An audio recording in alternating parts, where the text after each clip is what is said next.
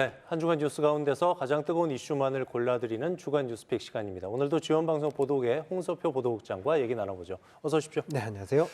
자, 첫 번째로 픽한 뉴스 어떤 뉴스입니까? 네, 오늘 첫 번째 픽은 가리왕산 케이블카 안개 속입니다. 네, 누적 방문객이 38만 명 정도로 많은 걸로 알고 네. 있는데 정선의 대표적인 관광시설 아니겠습니까? 그렇습니다. 이게 가리왕산 케이블카의 존폐 논란이 계속 이어지고 있네요. 네, 그렇습니다. 이게 역사를 좀 잠깐 설명을 드려야 되는데 가리왕산 케이블카는 처음에 관광용으로 만든 건 아닙니다. 여러분, 우리 여기 도민 여러분들도 아시다시피 2018 평창 동계올림픽 때 활강 경기장이 필요했고요. 그래서 어디를 하냐고 찾다가 가리왕산이 낙점이 됐고 그 당시에 조성할 당시에도 경기가 끝나고 나면 올림픽 끝나고 나면 이 시설을 그럼 어떻게 할 것이냐라는 논란은 있었거든요. 그 당시에는 결론을 내지 못했습니다. 그 당시에는 일단은 경기는 치르고 원칙적으로 원상 복구하는 거를 염두에 둔다라는 정도로 정리가 됐던 걸로 제가 기억이 나거든요.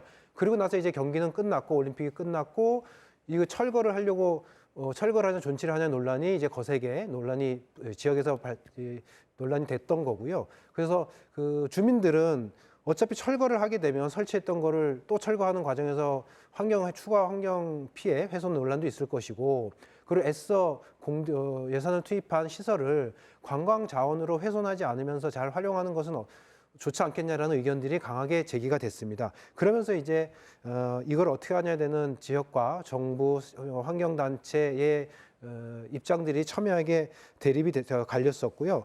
그래서 이 주민들은 논리는 이랬습니다. 천혜의 자연환경이 보존된 가리왕산 그 정상 1,300고지를 관광 자원으로 활용을 하게 해달라라는 게 이제 주민들의 요구였고, 그래서 결국은 그 논란 속에서도 결론은 내지 못하고 일단은 한시적으로 관광 자원으로 활용을 해보자. 그리고 존치든 철거든 결정을 하자라고 해서 한시적으로 이 올해 연말까지, 그러니까 지난해 연말까지 운영을 하기로 했던 겁니다. 근데 2023년에 그런 결정하고 나서 운영을 해봤더니 한 38만 명 정도의 관광객이 찾아온 거죠. 그러니까 너무 관광 자원으로서 인기가 좋았던 겁니다. 그러니까 이제 산림청도 고민에 빠졌고, 그래서 산림청이 지난해 가을쯤에 주민과 환경단체 대표들로 구성된 가리왕산 곤돌라 평가 및 합리적 보존 활용 추진 협의체라는 걸 구성을 했습니다. 그러면 거기에서 이제 논의를 해서 결정을 하자고 했는데 아직은 결론을 내지 못한 상황이다. 이렇게 볼 수 있겠습니다. 지난해 3월이었던 걸로 기억을 하는데 강원자치도 그 민생토론회에서 현 정부가 가리왕산을 산림용 정원으로 조성하겠다 이렇게 약속을 했었는데 지금은 상황이 좀 바뀌었잖아요. 그러니까 긍정적인 기류를 좀 이어가기는 힘들어 보이는데 어떻게 봐야 될까요? 그렇습니다. 이게 산림 정원 자체가 그 가리왕산 케이블카를 존치한다는 전제가 깔려 있는 거거든요. 그러니까 앞서 말씀드린 것처럼 가리왕산 케이블카의 존치 여부가 아직 결정되지 않은 상황에서 산림 정원은 요원한 거고요. 그런데 그 윤석열 정부 같은 경우는 가리왕산 케이블카 존치에 대해서 조금은 긍정적인 기류였거든요. 그래서 주민들도 기대감이 컸었는데 도민 여러분 다 아시다시피 지금 정부가 혼란스러운 상황이기 때문에 가리왕산 케이블카 존치가 지속될 수 있도록 정부의 입장이 계속 고수된다고 볼 수는 어려울 것 같고요.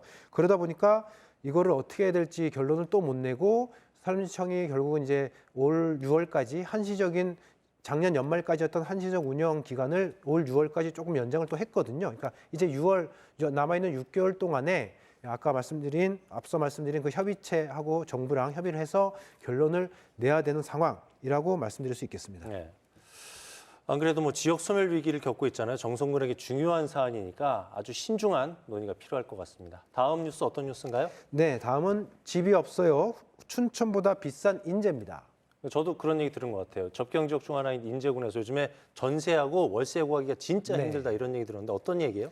네, 지난 2020년 분양가 2억 중반이었던 아파트가요. 4년 만에 1억이 올랐습니다. 이게 춘천 원주 강릉 얘기도 아니고 인제군의 얘기거든요. 그러니까 저희가 인제군 하면 아파트도 이렇게 수요도 많지 않고 공급도 많지 않은 그냥 조용한 군인 중심의 도시, 농촌 도시, 농산촌인데 이게 이런 내용들이 최근에 아파트 가격이 막 뛰기 시작했거든요. 인제군이. 이게 전국적으로 경기 불황 속에서 수도권은 물론이고 다른 지방 도시들도 아파트 가격이 이렇게 막 뛰고 이런 경우들이 많지는 않았기 때문에 굉장히 이례적으로 받아들여졌고요. 그리고 또 인제 지역에 그렇다고 특별한 개발 호재가 있었던 것도 아닙니다. 그래서 원룸 같은 경우도 보면 뭐 그 월세를 60만 원, 70만 원 줘도 구하지를 못한다. 매물이 없어서라는 얘기가 나올 정도인데요. 결국 이렇게 가파르게 뭐 춘천주 강릉에 버금가는 새까지 올라간 거는 지금 그 부동산 업계, 인재 업계에서 그 원인으로 지목하는 건 딱 한 가지밖에 없습니다. 이제 그 인재 주둔한 3군단이 있는데 동해안 쪽에 있던 8군단이 그 국방개혁 그 추진 절차에 따라서 3군단으로 흡수가 됐거든요. 그러니까 그만큼 많은 그 군인과 그 관련 군무원, 그다음에 가족들이 인재로 유입이 됐다. 그러니까 공급은 한정돼 있는데 갑자기 수요가 확 느니까 집값이 이렇게 뛰고 뭐 매물도 다 사라지고 찾기가 힘든 이런 상황이 됐다 볼 수 있겠고요. 또 한 가지는 인제군의 주택 보급률이 지금 97% 정도 나오거든요. 근데 강원도 평균 주택 보급률이 110% 정도니까 좀 보급률도 전체적으로 좀 낮았다 이렇게 볼 수 있겠습니다. 집을 짓는 거에 위한 다른 대책이 있겠습니까? 인제군이 대규모 주거단지를 조성할 계획이라고요? 네, 맞습니다. 그래서 인제군은 지금 그 인제와 원통 사이 덕산리라는 곳에 주거단지를 지금 집단 주거단지를 조성하려고 합니다. 한 1,500세대 정도를 지금 지으려고 하는데 현재 인제군에 있는 민간 아파트가 한 1,900세대 정도 되니까요. 새로 생기는 2030년 목표로 추진하는 이 1,500세대는 현 물량이 한 80% 정도 되니까 볼 수 있거든요. 그러면 아마도 이게 다 공급이 된다 그러면 인제군의 이런 그 아파트 문제, 집값 해소는 집값 문제, 주택난은 좀 해소가 되겠다라고 볼 수 있을 것 같고요. 그래서 인제군이 이제 내년부터 사업비 200억 원을 들여가지고 그 덕상리에 대한 토지 보상과 기반 조성 사업에 착수를 할 계획이고요. 또 이와 함께 인제군은 그 군무원들의 숙소 문제도 있어서 3군단과 함께 그 300세대, 300호 정도 규모의 그 임대주택 정부의 임대주택 공모 사업에도 지금 참여한 상태입니다. 네. 지난해 행정안전부에서 조사해봤더니 인구 소멸 위기를 겪고 있는 89개 군 중에서 이제 9군데 정도가 반등을 했는데 공통된 비결이 뭐냐면 주거 환경을 개선했다는 이런 공통된 비결이 있대요. 지자체 노력도 있어야 될 것 같고 정부의 좀 전폭적인 지원도 있어야 되겠네요. 네. 자, 마지막 뉴스 어떤 뉴스입니까? 네, 마지막은 좀 안 좋은 소식이긴 한데요. 도내 3선 자치단체장 순환입니다. 동해안의 3선 단체장들이죠. 심기현 동해시장은 이미 구속 기소가 됐고 김진아 양양군수도 구속 기로에 놓였었는데 먼저 동해시 분위기부터 좀 살펴보겠습니다. 네, 민선 8기를 이끌던 3선의 심규환 동해시장이 지난 금요일쯤이죠. 연말에 뇌물수수 등의 혐의로 검찰에 구속 기소가 됐습니다. 구속은 12월 중순쯤에 됐었고요. 그다음에 이제 기소까지 된 건데 이제 알려진 혐의로는 지난 2021년부터 그 관내 지역에 있는 시멘트 제조기업에서 각종 이제 시설 인허가를 봐주는 조건으로 동해시가 투자해서 만든 법인 계좌에 뭐 11억 정도의 기금을 받았다. 라는 혐의 그리고 그 지역의 수산물 수입 유통업체로부터 뇌물을 받았다는 혐의 정도로 지금 알려져 있고요. 아마 자세한 거는 이제 공판 과정에서 어떤 내용들인지 검찰이 기소 내용들이 더 나올 것 같습니다. 공소 내용들이 나올 것 같습니다. 일단은 심 시장은 물론 지금 강력하게 혐의를 부인하고 있는 상황이고요.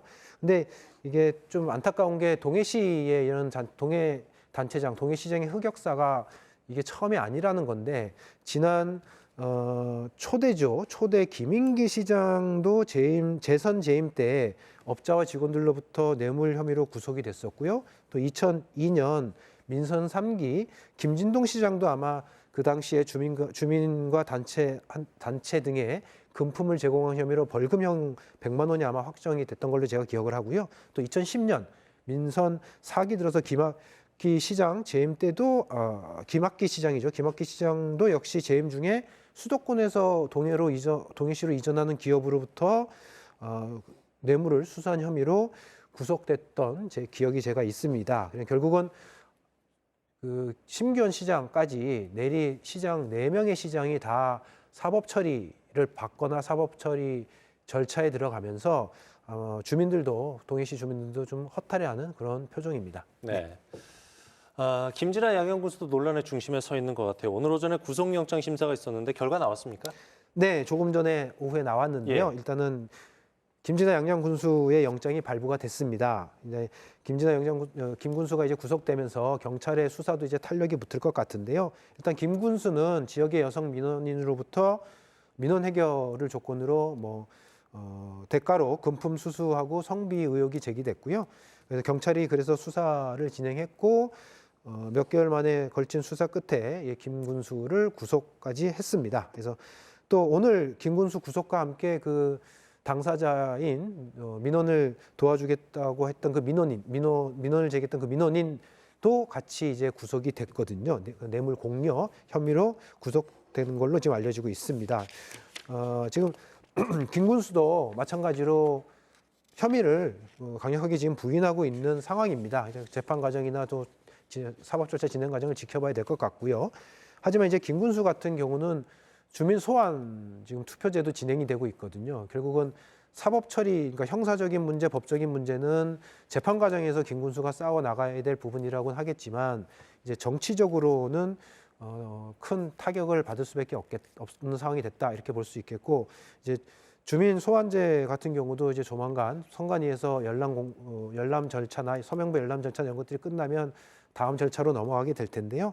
어쨌든 양양군과 주민들도 이 사건의 흐름을 지켜보면서 어쨌든 양양주 좀 뒤숭숭한 분위기다 이렇게 볼 수 있겠습니다. 네.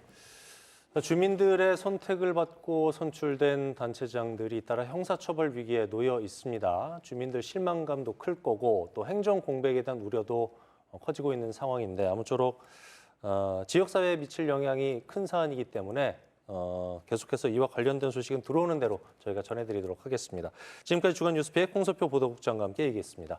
오늘 말씀 고맙습니다. 네, 감사합니다.